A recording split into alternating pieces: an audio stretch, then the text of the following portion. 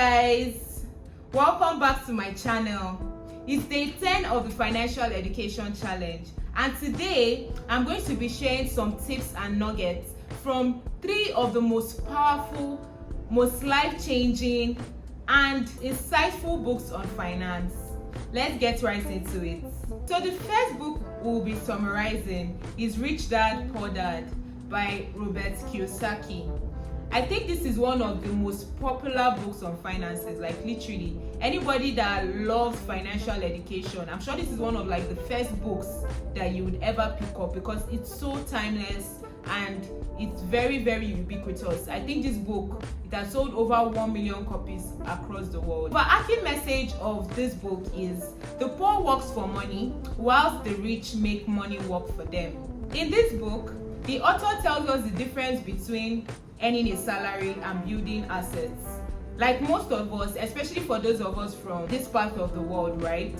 What we often tend to hear when we are growing up is go to school, get good grades, graduate, get a good job, get married, have children, retire, and the cycle just keeps going on and on and on. A lot of us didn't learn as much about financial education.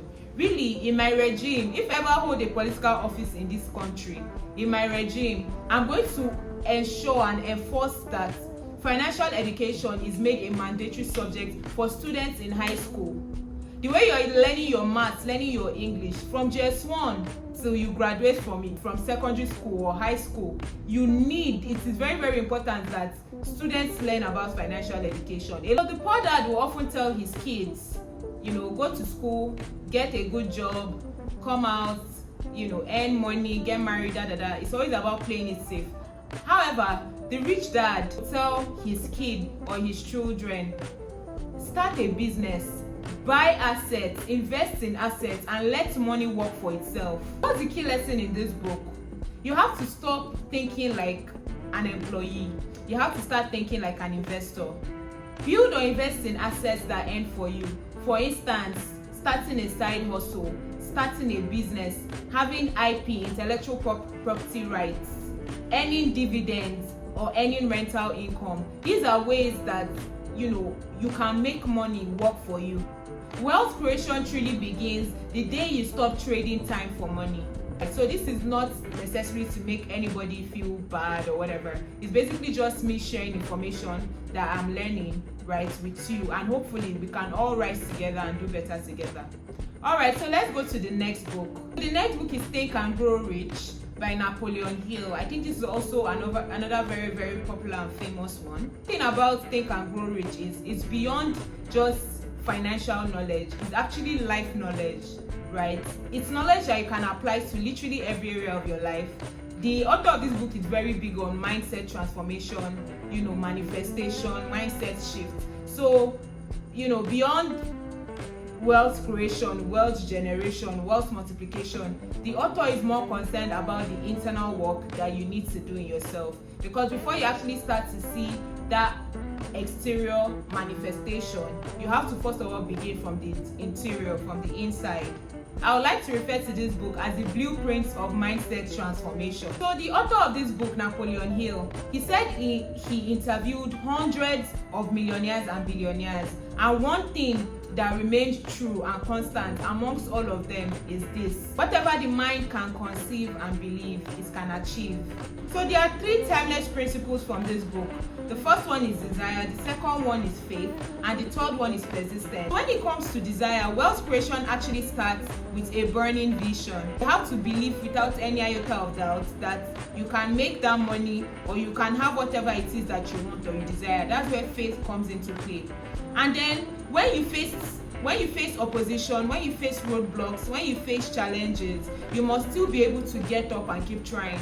You must not give up. You must be resilient, and that is where persistence comes in. So these 3 principles are very, very important when it comes to wealth creation: desire, faith, and persistence.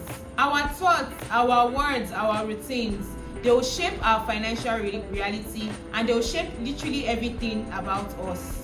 If we keep saying negative things like I'm broke, I am broke, I am broke, we are going to manifest that. It's going to be our reality. And then conversely, if we speak positive things like I am building wealth, then this would reflect in our reality as well.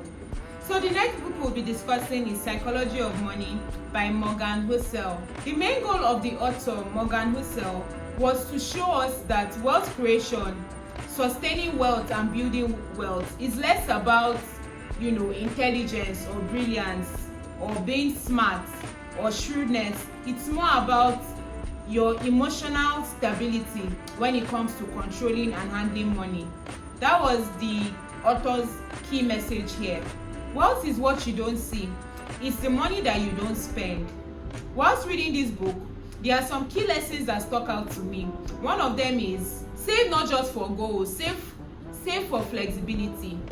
And I'm not saying it's bad to save for goals. Absolutely, it's good to save for goals. You're planning a trip, you want to travel, you want to maybe even pay your school fees, you want to buy a car, you're saving for rent. That's good. Ideally, that is what it should be anyway. But beyond all of that, you should also save for flexibility. Because are we now saying that, okay, if I've achieved all my goals or I don't have any goal in sight I'm working towards, does that mean that you're not going to save or you're not going to put money aside? Right? So it shouldn't be like that. So in as much as yes, you're saving for goals, beyond those goals, also just save for flexibility as well. Save for safety. Did you see what I did there? Save for safety.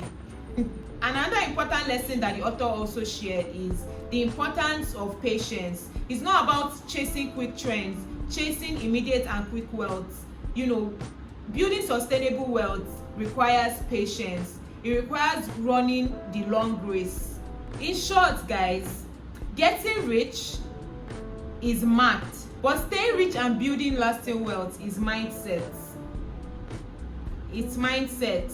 If you can control your emotions, you would outlast people that are chasing immediate gratification, chasing quick wealth, and quick returns. So guys, if you've watched my video so far, thank you so much. I look forward to reading your comments in the comment section. What do you think about these books? Did you enjoy the bite-sized lessons I shared?